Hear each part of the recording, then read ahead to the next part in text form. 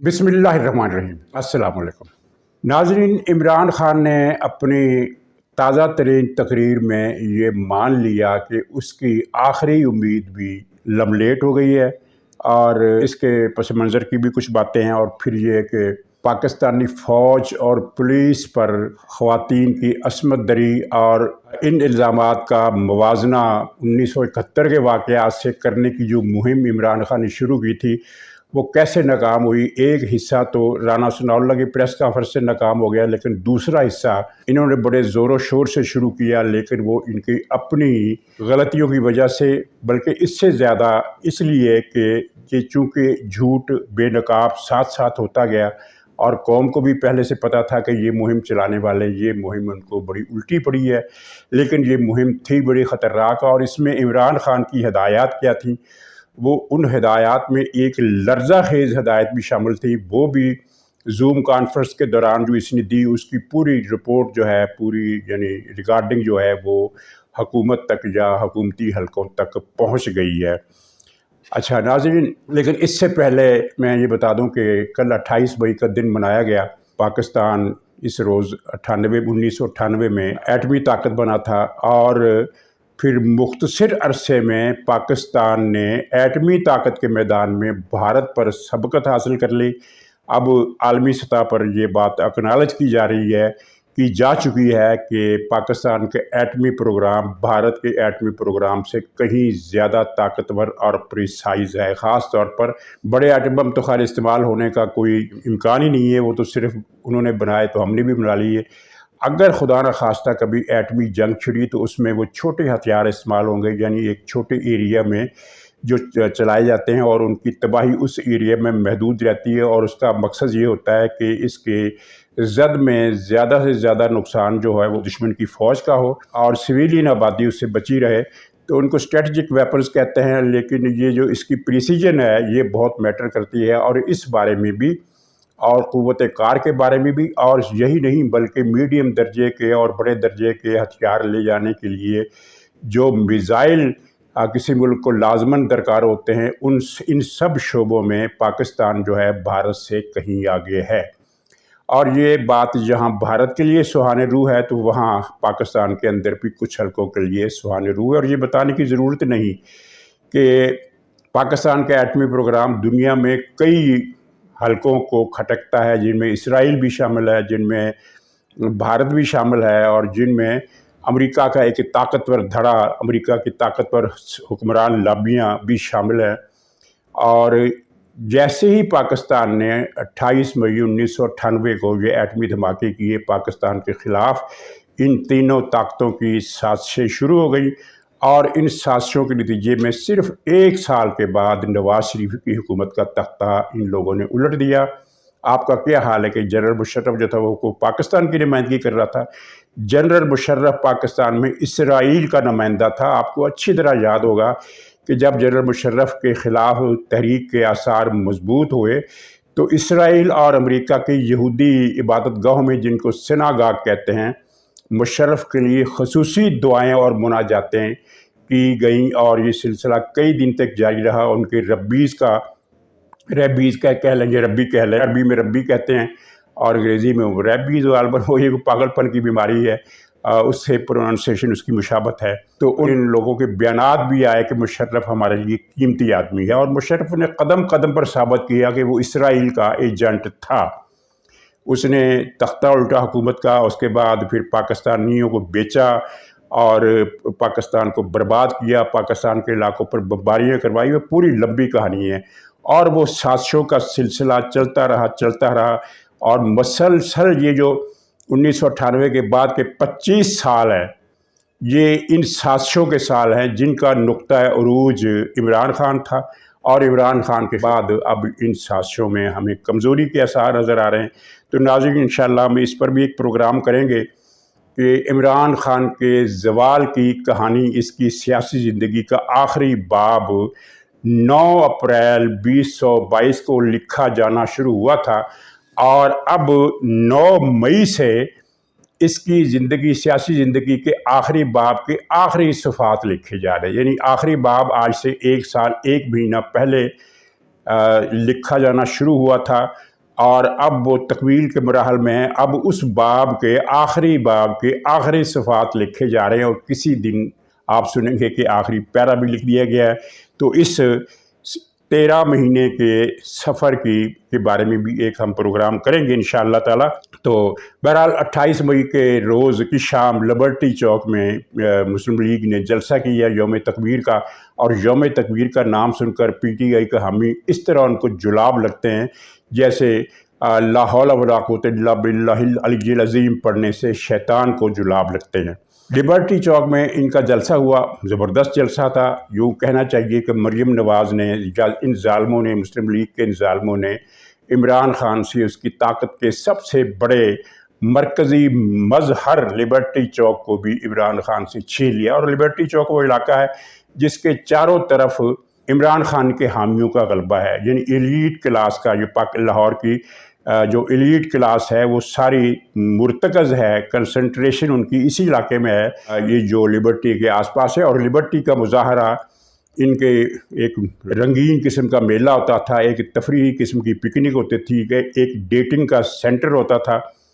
تو اب لبرٹی چوک میں کل جو آپ نے دیکھا وہ ان چیزوں میں سے کوئی نہیں تھا، وہاں نہ میلہ تھا نہ ٹھیلا تھا، صرف جلسہ تھا، اور پرجوش جلسہ تھا لیکن منظم جلسہ تھا۔ اور عورتوں کے حوالے سے جو کچھ لبرٹی چوک میں پہلے سننے کو ملتا تھا وہ مسلم لیگ کے جلسے میں آپ کو سننے کو نہیں ملا۔ مریم نواز صاحبہ نے زبردست تقریر کی، لیکن میرا موضوع وہ تقریر ہے یا نہ پروگرام۔ 28 مئی کا ذکر 28 مئی کے حوالے سے آنا ضروری تھا، وہ میں نے کر دیا۔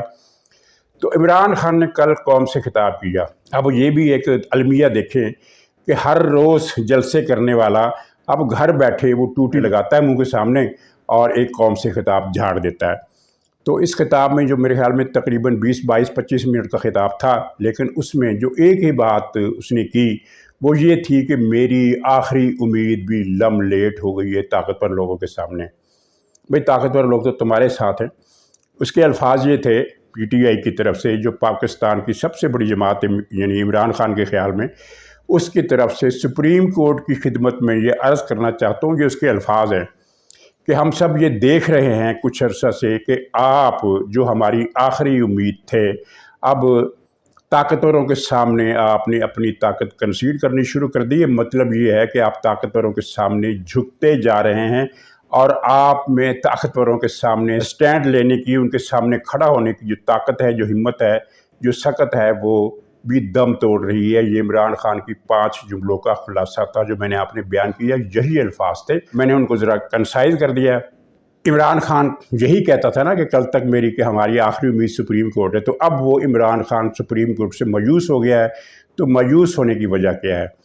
ناظرین، اس کے پس منظر کو زیادہ پرانا نہیں، صرف آپ 9، 10 اور 11 مئی کے واقعات کو دیکھیے کہ 10 مئی کو سپریم کورٹ نے بلا جواز ایک حکم دیا کہ 1 گھنٹے کے اندر اندر عمران خان کو عدالت میں لایا جائے، اور اس کے لیے مرسیڈیز گاڑی، جی یہ حکم سپریم کورٹ کا تھا۔ یہ تو جھوٹ بولتا ہے نا بندیال کہ میرا کوئی حکم نہیں تھا۔ سپریم کورٹ کے رجسٹرار نے پولیس کو حکم دیا کہ مرسیڈیز گاڑی بھیجو۔ سپریم کورٹ کا رجسٹرار کس سے آرڈر لیتا ہے آپ کو پتہ ہے، یہ بندیال کا خاص آدمی ہے۔ وہ گاڑی بھیجی گئی، آپ کو دیکھ کر بڑی خوشی ہوئی، اس کا ویلکم کیا گیا، ایک وارم ریسیپشن دیا گیا سپریم کورٹ میں۔ ایک مجرم کو، ایک غدار کو، ایک دہشت گرد کو سپریم کورٹ نے ایسے پروٹوکول دیا، ایسے عزت دی جیسے اندرا گاندھی نے جنرل اروڑا کو دی تھی۔ اور پھر اس کے بعد ہائی کورٹ کو آرڈر کیا، اسلام آباد ہائی کورٹ کو، کہ اس کو اس طرح آپ نے انصاف دینا، تمام اگلی پچھلی تا قیامت تک ہونے والی FIRs میں آپ نے اسے ضمانت دینی ہے۔ اور یہ آرڈر بھی دیا کہ عمران خان کے کیس جو بھی بینچ سنے گا اس میں چیف جسٹس اسلام آباد ہائی کورٹ نہیں بیٹھے گا۔ سپریم کورٹ ایسا حکم دینے کا اختیار نہیں رکھتی، مجاز نہیں ہے، لیکن اس نے یہ حکم دیا۔ اس کے بعد کیا ہوا؟ اس کے بعد یہ ہوا کہ عمران خان نے خود کو فاتح تصور کرنا شروع کر دیا، وہ سکندر اعظم بن گیا پاکستان کا۔ 10 تاریخ کو اور 11 تاریخ کی شام تک اس کی کیفیت یہ تھی کہ جیسے وہ پاکستان کا فاتح ہے، جیسے وہ پاکستان کا مالک ہے، جیسے وہ ابھی اس نے پاکستان کی وزارت عظمیٰ کا نہیں بلکہ بادشاہت کا بھی حلف اٹھا لیا ہے۔ اور یہ سارا کچھ کیا دھرا کس کا تھا؟ بندیال کا، بندیال اور اس کے ٹولے کا، اور اسلام آباد ہائی کورٹ میں بیٹھے اس کے ذیلی ٹولے کا۔ اس دماغ کی خرابی کو پہلا جھٹکا 11 مئی کی شام کو اسلام آباد ہائی کورٹ میں ہی لگ گیا، جب اسے یہ پتہ چلا کہ باہر تو مجھے گرفتار کرنے کے احکامات جاری ہو چکے ہیں۔ اس کا مطلب یہ ہے کہ بندیال اینڈ کمپنی نے جو کچھ بھی کیا تھا وہ سارے کیے کرائے پر پانی پھرنے والا تھا۔ وہ خیر ایک الگ کہانی ہے، بڑی عجیب و غریب کہانی ہے کہ وہ گرفتاری کا فیصلہ پھر کس نے کس کے کہنے پر واپس لیا، کیونکہ وہ گرفتاری کا فیصلہ مروجہ آئین اور قانون سے ہٹ کر ایک زور زبردستی کی گرفتاری کا فیصلہ تھا، کیونکہ وہاں بس ہو چکی تھی اداروں کی کہ یہ پاکستان میں کیا ہو رہا ہے۔ لیکن اس کے بعد عمران خان کو پتہ چل گیا کہ میرے لیے سب اچھا نہیں ہے، اور ناظرین پھر 11 مئی کے بعد جو بھی دن گزرا ہے وہ عمران خان کے لیے برا دن ہی گزرا ہے، ہر برا دن، یعنی ہر دن پہلے سے برا، ہر دن پہلے سے برا۔ اب اس کی ساری پارٹی اس کو چھوڑ کر جا چکی ہے، اس کا دماغ ٹھکانے لگ چکا ہے، اور ساتھ ہی پھر عدالت، سپریم کورٹ، بندیال اور یہ سارے لوگ جو ہیں ان کے بارے میں جو توئے لعنت ہوئی، توئے ملامت ہوئی، جو بھی لفظ آپ استعمال کر لیں، عوامی سطح پر اور انٹلیکچوئل سطح پر بھی، سیاسی اور حکومتی سطح پر بھی، ہر سطح پر پھر جو اس کے بعد ہوا ان کے ساتھ، تو اس کے بعد عدلیہ کو اب اپنی پڑ گئی ہے۔ اب وہ عمران خان کو ریلیف دینے کی پوزیشن میں نہیں رہی، اب وہ اپنے آپ کو بچا رہی ہے، کوئی داماد کو بچا رہا ہے، کوئی ساس کو بچا رہا ہے۔ تو اب یہ جو ہاتھ پاؤں مارے جا رہے ہیں یہ اپنے لیے مارے جا رہے ہیں، عمران خان کے لیے نہیں مارے جا رہے۔ اور عمران خان کی مایوسی اس تقریر میں جب اس نے یہ کہا کہ میرا آخری سہارا، میری آخری امید بھی طاقتوروں کے سامنے لملیٹ ہو رہی ہے، ہوتی ہوئی نظر آ رہی ہے، اور ان میں طاقتوروں کے سامنے سٹینڈ لینے کی، ان کے سامنے کھڑا ہونے کی طاقت اب ان میں نظر نہیں آتی۔ یہ عمران خان کے الفاظ تھے، اس کا پس منظر یہ ہے۔ اب عمران خان کے ساتھ جو کچھ ہونا ہے اس کو پتہ ہے، اسی لیے وہ بونتر گیا ہے، اور مذاکرات کے لیے اس نے کل پھر تک اپیل کی کہ مذاکرات کر لو۔ اسے پتہ ہے کہ اس کے ساتھ کوئی مذاکرات نہیں کرے گا، بلکہ اس کی مذاکرات کی مضحکہ خیز دعوت پر نواز شریف صاحب نے جو بیان دیا وہ ایسا تھا جیسے اس کے سر پر کسی نے ہتھوڑا مارا ہو، اور اس کا دماغ گھوم کر رہ گیا نواز شریف کے بیان سے جو انہوں نے لندن سے جاری کیا۔ انہوں نے کہا کہ مذاکرات سیاسی جماعتوں سے ہوتے ہیں، دہشت گردوں سے مذاکرات نہیں ہوتے۔ دہشت گردوں کا علاج کچھ اور ہے جو اب ہونے جا رہا ہے، یہ ان کے الفاظ نہیں ہے جو اب ہونے جا رہا ہے، یہ میں نے کہا ہے کہ دہشت گردوں کا علاج وہی ہے جو اب ہونے جا رہا ہے۔ نواز شریف صاحب نے یہ کہا تھا کہ ان سے مذاکرات نہیں ہو سکتے، نہیں ہو سکتے، نہیں ہو سکتے، کیونکہ دہشت گردوں سے مذاکرات نہیں ہوا کرتے۔ یہ بیان عمران خان کے سر پر ہتھوڑا بن کر برسا اور اس کا دماغ گھوم گیا، اور کل کی اس کی تقریر جو ساری جھوٹ کی شاہکار تھی اس میں اسی سر کا گھومنا آپ کو صاف نظر آ رہا تھا۔ ناظرین، اس سے پہلے 2 دن پہلے کی بات ہے، رانا ثناء اللہ کی پریس کانفرنس سے 2 دن پہلے کی بات ہے، جس کی کچھ چیزیں رپورٹ ہو گئی ہیں، کچھ رپورٹ نہیں ہوئی۔ وہ اس نے ایک زوم کانفرنس کی اپنے سوشل میڈیا کے سیل والوں سے، اور اس میں اس نے یہ کہا کہ آپ نے فوج اور پولیس کو ہٹ کرنا ہے، اور ہٹ اس طرح کرنا ہے کہ آپ نے ایک منظم کمپین چلانی ہے جس میں آپ نے یہ بتانا ہے کہ پولیس والے جیلوں میں خواتین کے ساتھ جنسی زیادتی کر رہے ہیں، بلکہ ریپ کے واقعات بھی کر رہے ہیں، اور یہ سارا کچھ آپ نے بتانا ہے، اور کس طرح بتانا ہے یہ بھی عمران خان نے بتایا اس زوم کانفرنس میں کہ ویڈیو ڈھونڈیں، اور جو ویڈیو آپ کو ملے کسی بھی دور کی ملے، بہت زیادہ 25 سال پرانی نہ ہو، لیکن 4 5 6 سال میں جو بھی آپ کے پاس وہ ویڈیو، اور ایسی ویڈیو مل جاتی ہیں۔ چنانچہ ان کا ایک ہے اسرائیلی اور قادیانی لابی کا ایک بڑا گھٹیا سا آدمی، کیا نام ہے اس کا، صابر شاکر، اس نے ایک فلم جاری کی۔ وہ فلم تھی 2021 کی، جب عمران خان کی حکومت تھی تو پنجاب میں پولیس نے ایک گھر میں گھس کر عورتوں کے سامنے ایک نہایت ہی شرمناک طرز عمل کا مظاہرہ کیا تھا، اور یہ عمران خان کے دور کا واقعہ تھا۔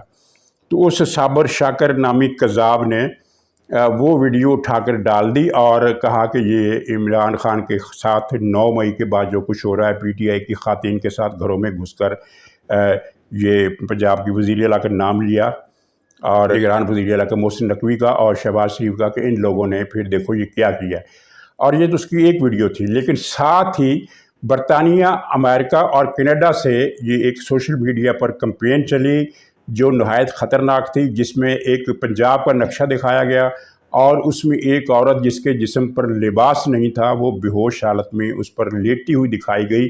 مطلب یہ تھا کہ اس وقت پنجاب میں عورتوں کے ساتھ یہ سلوک ہو رہا ہے۔ پھر یہی نہیں بلکہ اس سے آگے چل کر मशरक़ी पाकिस्तान में जो वाक़यात 1971 में पेश आए थे, जिनमें औरतों के साथ जबरी आबरू रेज़ी के वाक़यात भी थे, कत्ल आम के वाक़यात भी थे, उन सारे वाक़यात का हवाला देते हुए कहा गया कि वही कुछ जो कुछ इन्होंने 1971 में ढाका में किया, वही सब कुछ अब पंजाब में हो रहा है। तो उन्होंने सिर्फ क्या मुराद है, ज़ाहिर है फ़ौज, क्योंकि 1971 में पंजाब पुलिस ने तो ढाका में कुछ नहीं किया था, जो भी इल्ज़ाम था वो पाकिस्तानी फ़ौज पर था। ये सारी कैंपेन अब चल रही है और ख़त में लिखे जा रहे हैं, लेकिन पाकिस्तान में ये मुहिम जो थी वो उड़ कर रह गई, क्योंकि जैसा कि अब इनको अंदाज़ा नहीं था या इनकी मत मारी गई है, या यूँ कहिए कि अब इन पर वो दौर है कि इनका हर कदम इन्हें उल्टा पड़ रहा है। तो अवामी सतह पर, सोशल मीडिया पर इन्हें जो जवाबी गालियाँ पड़ी, वो अब मुहिम अधूरी छोड़कर भाग गए। अब साबर शाकर पाकिस्तान में नहीं है, वरना उसे इस झूठी हाँ, इमरान खान ने इसके अलावा भी उस जूम कॉन्फ्रेंस में कहा, वो नहायत ख़तरनाक और नहायत शर्मनाक बात थी वो इमरान खान की ज़हनीत की, क्योंकि इसने सारी ज़िंदगी इसी कल्चर के साथ बसर की है, जिस कल्चर को अब वो विक्टिम कार्ड के तौर पर इस्तेमाल कर रहा है। इसने पीटीआई के सोशल मीडिया की ख़वातीन से कहा कि आप अपने बॉयफ्रेंड से मिलकर इस तरह के सीन इनेक्ट करें, उनकी वीडियो बनाएं, और आपके बॉयफ्रेंड जो हैं वो पुलिस की वर्दियां पहने, वो अधूरी वर्दियां हो, तो फिर इन वीडियोस को अपलोड करें सोशल मीडिया में कोई डांट वाट लगाकर। वो भी धरी की धरी रह गई, कोई तैयार नहीं हुआ। फिर एक मनसूबे का एक हिस्सा जो था, जो राना सनाउल्लाह साहब ने नाकाम बनाया, वो ये था कि पुख्तूनख्वा में इमरान खान का जो लाडला तरीन और मोस्ट वांटेड क्रिमिनल है, जिसने इमरान खान के दौर में सबसे ज़्यादा करप्शन की, कई 100 अरब रुपए की, उसके किसी रिश्तेदार के घर पुलिस ने छापा मारने का प्रोग्राम बनाया, क्योंकि मुखबरी थी कि वो शख्स वहाँ छुपा हुआ है। तो इनको भी इतला हो गई, तो प्रोग्राम इन्होंने तय कर लिया कि वहाँ एक खातून की पुलिस की वर्दी में मलबूस आदमी, इनका अपना कारकुन, उस लीडर की बहनों के साथ कुछ करेगा, और वो वीडियो ये दिखाई जाएगी कि पुलिस ने छापा मारा। तो ये वो बात थी जिसका इतला मिली, तो छापा मारने का हुक्म पहले रोका गया, वापस लिया गया कि छापा नहीं मारना, और फिर राना सनाउल्लाह ने आधी रात के बाद तकरीबन 1 बजे 12:30 बजे कहीं जाकर प्रेस कॉन्फ्रेंस की, और वो मनसूबा हो गया नाकाम। दूसरा हिस्सा जो इमरान खान ने हदायत दी थी जूम कॉन्फ्रेंस में कि आपने ये करना है, जो कि नहायत शर्मनाक और इमरान खान की गंदी और गलीज़ ज़हनीत की अक्कासी करता है, वो कुदरत ने अवामी रद्द-ए-अमल ने नाकाम बना दिया। ये नाज़रीन, ये दौर ऐसा है कि अब कई चीज़ें पहले की तरह नहीं चल सकती। मसलन ये कई ख़वातीन, ये जो होती हैं ना मुजरिमों के साथी ख़वातीन, मुजरिमों ने टोले बनाए होते हैं, दुकानों में जाकर चोरियाँ करते हैं, और इसके लिए ख़वातीन को इस्तेमाल करते हैं कि जब पकड़े जाने का डर हो तो वो औरतें अपने कपड़े खुद फाड़ कर शोर मचा देती हैं कि इस दुकानदार ने हम पर हमला किया है। वो दौर अब चला गया, इसलिए कि अब हर मार्केट में, हर दुकान में वो सीसीटीवी कैमरे लगे होते हैं, और अब अगर कोई इस तरह की मुजरिम खातून ड्रामा करे तो वो ज़ाहिर फ़ौरन पकड़ाई में आ जाएगा। तकरीबन वही हाल सोशल मीडिया में हो गया है, क्योंकि अब पीटीआई का अजारा था सोशल मीडिया पर, वो अजारा नहीं रहा। अब जो भी ये जालसाजी करते हैं, इन्होंने जालसाजी की कसम खाई हुई है। इमरान खान का जब भी जलसा होता है तो ये पेरिस का जलसा लगा देते हैं, या पापाए रोम के वेटिकन सिटी के जलसा लगा देते हैं, या दिल्ली में तबलीगी जमात के जलसे की दूर से फ़ोटो खींची गई, उस पर पीटीआई के झंडे पेश करके उसको लगा देते हैं कि देखिए ये हमारा जलसा हो गया। तो वही वारदात इन्होंने इस सिलसिले में भी की कि पिछले दौर की, इमरान खान के अपने दौर में ये पुलिस ने मुजालम की है। पुलिस तो हर दौर में जुल्म करती है, किसी न किसी जगह से खबर आ जाती है कि औरतों के साथ मारपीट की, सरे बाज़ार मारपीट की, किसी थाने के अंदर, हवालात के अंदर किसी के साथ तशद्दुद किया, तो ये चीज़ें तो चलती रहती हैं। तो जो वीडियो उस दौर की थी, उन्होंने इनको प्रोग्राम में इस्तेमाल करने का प्लान किया था, लेकिन पहली ही वीडियो पर इनकी जो पिटाई हुई, उसके बाद इमरान खान ने भी सर पकड़ लिया होगा। तो अब ये बहरहाल फिर एक मरतबा मुज़ाकरात की मिन्नतें कर रहा है, लेकिन सबको पता है कि अब ये जो मुज़ाकरात की मिन्नतें कर रहा है, ये इसके अंदर का खौफ बोल रहा है। इसको पता है कि अब बचत मुमकिन नहीं है। वो ऐसी है जैसे कोई कातिल किसी मकतूल के सर पर जब पिस्टल तान लेता है, तो वो फिर आखिरी मिन्नत तरला करता है कि भाई हो तो मैं तुम्हें अपने भाई समझता हूँ, मुझे माफ़ कर दो। तो ज़ाहिर है कातिल उस वक्त इस जज्बात की, इस कैफियत में नहीं होता कि वो इस तरह की अपीलें सुने। تو عمران خان کے ساتھ یہ ہاتھ ہو گیا۔ ناظرین، اب فیصل وابڈہ صاحب کی جو کل ایک ٹی وی ٹاک تھی، اس کے حوالے سے میں نے بات کرنی ہے کہ مراد سعید ہے کہاں۔ مراد سعید موسٹ وانٹڈ ہے اس وقت، کیونکہ دہشت گردی کے خطرناک ترین جو حصے تھے وہ اسی کی کمان میں کیے گئے، اور اس پر ویسے بھی بہت سارے الزامات ہیں۔ فیصل وابڈہ صاحب کی اس ٹی وی ٹاک سے یہ شبہ پڑتا ہے کہ مراد سعید یا تو عمران خان کے گھر ہے زمان پارک میں، یا عمران خان ہی کی ملکیت والے کسی ایسے مکان میں ہے جہاں پولیس والوں کو ابھی تک کوئی اشارہ نہیں ملا، اور زیادہ امکان ہے کہ وہ زمان پارک میں ہے۔ اور فیصل وابڈہ صاحب نے اپنی اس ٹی وی ٹاک میں ایک فقرہ کہا کہ یہ مراد سعید عمران خان کا بہت بڑا حصہ ہے، اور ارشد شریف کے قتل کا یہ اہم ترین کردار ہے۔ تو اب عمران خان پر یہ ذمہ داری ہے کہ وہ مراد سعید کی زندگی کی حفاظت کرے۔ اس بات کا مطلب کیا نکلتا ہے؟ اس بات کا مطلب یہ نکلتا ہے کہ اطلاعات ان کو مل گئی ہیں، ایجنسیوں کو مل گئی ہیں، ان کو مل گئی ہیں کہ عمران خان کسی وقت بھی مراد سعید کا مرڈر کرا دے گا۔ یہ بات خاصی تشویشناک ہے۔ مرڈر کس لیے کرائے گا؟ دو مقصد ہوں گے۔ دو مقصد میں سے ایک تو یہ ہے کہ وہ ارشد شریف کے قتل کے سراغ ختم ہو جائیں، کیونکہ سب کو پتہ ہے کہ ارشد شریف کو عمران خان کے حکم پر اور جنرل فیض کے حکم پر قتل کیا گیا۔ ایک تو اس کیس سے وہ جان چھوٹ جائے، اور دوسرا یہ ہے کہ ایک ڈرامہ بنایا جائے کہ مراد سعید کو پولیس نے چھاپے میں مار دیا۔ اور ناظرین، یہی بات جو ہے وہ جو ایک نامی گرامی دہشت گرد ہے عمران ریاض، اس کے حوالے سے بھی کی جا رہی ہے کہ وہ نہ پولیس کے پاس ہے، نہ ISI کے پاس ہے، نہ MI کے پاس ہے، تو پھر وہ کہاں ہے؟ اس میں جو خطرناک چیز سامنے آئی وہ یہ تھی کہ رپورٹرز وداؤٹ بارڈر ایک عالمی تنظیم ہے، اس نے اسلام آباد کے سفارتی حلقوں کے ذریعے سے یہ شبہ ظاہر کیا ہے کہ شاید اس دہشت گرد کو عمران ریاض کو مار دیا گیا ہے۔ یہ خبر نشر ہوئی اور ان کے PTI کے سوشل میڈیا نے اس کو اچھالا بھی اچھی طریقے سے۔ اب بات یہ ہے کہ سفارتی حلقوں کو رپورٹرز وداؤٹ بارڈر ایک ایسی تنظیم ہے جس کی ساکھ ہے، وہ اگر کہتی ہے کہ اسے سفارتی حلقوں سے یہ معلومات یا یہ شبہ ملا ہے تو وہ صحیح کہتی ہے، لیکن سفارتی حلقوں کو یہ بات کس نے بتائی؟ یہ کامن سینس کی بات ہے، آپ کوئی بھی آدمی جان سکتا ہے۔ یہ بات اگر فرض کیجئے کہ ان کو عمران ریاض کو ایجنسیوں نے مارا ہے، تو ایجنسیاں تو اس بات کو چھپائیں گی، نہ کہ سفارتی حلقوں کو جا کر اس کی ٹپ دیں گی۔ اس کا مطلب ایک ہی نکلتا ہے کہ یہ عمران ریاض PTI کے کسی سیف ہاؤس میں موجود ہے، اور PTI والوں نے ہی اپنے ذرائع کو استعمال کرتے ہوئے سفارتی حلقوں تک یہ بات پہنچائی کہ عمران ریاض کو شاید مارا جا چکا ہے۔ شاید مارا جا چکا ہے کہ الفاظ بتا رہے ہیں کہ وہ ابھی زندہ ہے، اور PTI کے کسی سیف ہاؤس میں عمران خان کے کسی مکان میں زندہ موجود ہے اور قید ہے، اور کسی بھی مناسب وقت پر عمران خان اس کے مرڈر کا آرڈر کر دے گا۔ یہ بات لگتی ہے، کیونکہ سفارتی حلقوں کو اگر یہ بات پہنچی ہے تو ظاہر ہے ISI، MI، IB یا حکومت پاکستان کے حلقوں نے تو نہیں بتائی، یا IG پولیس نے پنجاب نے تو نہیں بتائی، اور نہ وہ بتا سکتے ہیں۔ اور ویسے بھی ان دنوں ہمارے سراغ رساں ادارے غیر ملکی سفارتکاروں سے میل جول میں احتیاط کر رہے ہیں، کیونکہ فضا ایسی ہے کہ کوئی بات بھی، کسی بھی بات کو لے کر پاکستان کے خلاف ایک نیا سفارتی محاذ کھڑا کیا جا سکتا ہے۔ تو جو یہ سفارتی حلقوں تک بات پہنچی ہے، یہ 100% PTI کے ذریعے پہنچی ہے۔ اس کا مطلب یہ ہے کہ مراد سعید اور دہشت گرد دونوں دہشت گرد ہیں، ان دونوں دہشت گردوں کی زندگی عمران خان کے ہاتھوں خطرے میں۔ تو اللہ تعالیٰ خیر کرے، اور ایجنسیوں سے گزارش ہے، اور بلکہ گزارش کی ضرورت کیا ہے، انہیں بھی اپنی ذمہ داریوں کو ہم سے زیادہ احساس ہوگا کہ وہ سراغ لگائیں کہ یہ دونوں آدمی کہاں ہے، ان دونوں کو وہ تلاش کر کے پکڑیں، اریسٹ کریں، گرفتار کریں، تاکہ عمران خان کی یہ سازش ناکام ہو سکے۔ تو ناظرین، اجازت دیجیے، انشاءاللہ اگلے ولاگ میں پھر ملاقات ہوگی، تب تک کے لیے خدا حافظ۔